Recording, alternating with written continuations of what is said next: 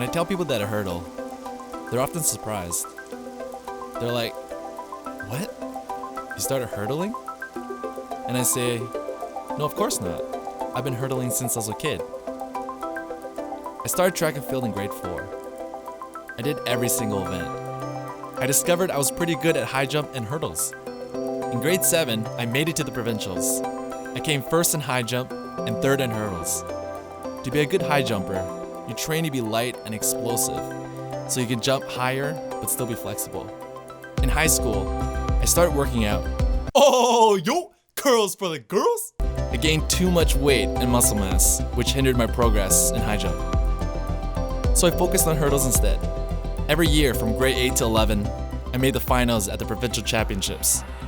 I never won. But in my senior year, I finally took home gold. I was surprised how well I did considering how little I trained for it. I only had 4 practices. After provincials, I didn't really have any intention to continue hurdling until I bumped into the coach from the Vancouver Thunderbirds track club. He asked if I wanted to train with his club. With no hesitation, I joined. During that season, I dedicated all my time to track and field. I put everything I had into it. I was inspired. I dreamed of competing in the 2012 London Olympics. But at the Canadian Junior Championships, I didn't perform well and placed 20th overall. I was discouraged. I didn't think I was good enough. I started to worry about the future, worry about a career. So, I quit. I always wonder what would have happened if I kept training, if I pushed myself. What would have happened if I didn't give up?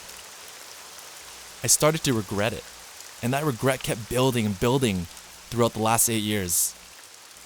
Right after the 2016 Rio Olympics, I shared how I felt about quitting track and field on my second channel.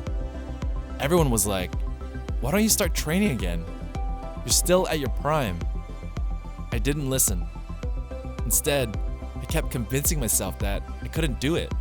I told myself that I'd fallen too far behind and needed to focus on more important things. Besides, I was getting old. I slowly became aware of the nonsense that I was feeding myself. There's a lot of sprinters and hurdlers that compete past the age of 30. How do I know if I'm not capable of catching up? I'd rather try and fail than never know what I'm capable of. In the fall, I decided to give it another shot and rejoin my track club. In the beginning, training was brutal. I was so out of shape.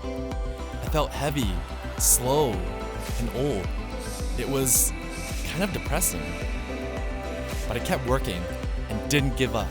And after only 3 months of training, I feel like I've surpassed where I was before. Success doesn't happen overnight. This is going to be a long journey for me. But I know that if I put in the work and persevere through the doubt and the tough times, I will reach my potential.